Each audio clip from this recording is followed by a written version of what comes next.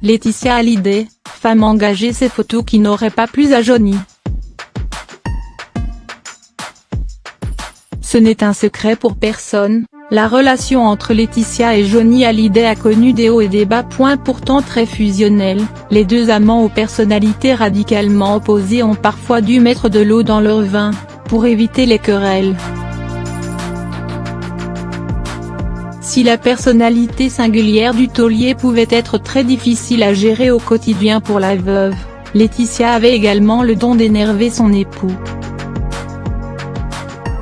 Dans leur livre intitulé Laetitia, la vraie histoire, paru aux éditions Plomb, les journalistes Laurence Piéau et François Vignol, qui ont enquêté pendant 8 mois, révèlent qu'une habitude de Laetitia agaçait profondément l'interprète de Je te promets.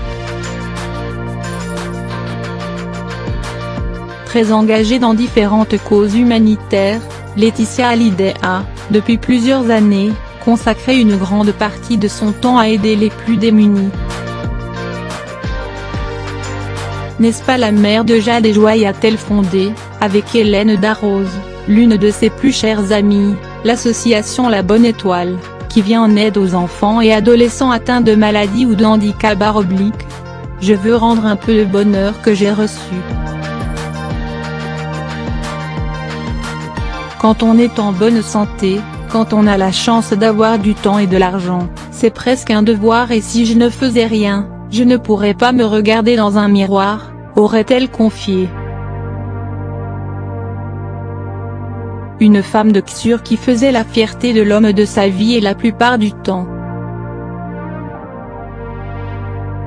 Laetitia en vierge à l'enfant, posant avec un bébé africain dans ses bras, tout ce que Johnny déteste.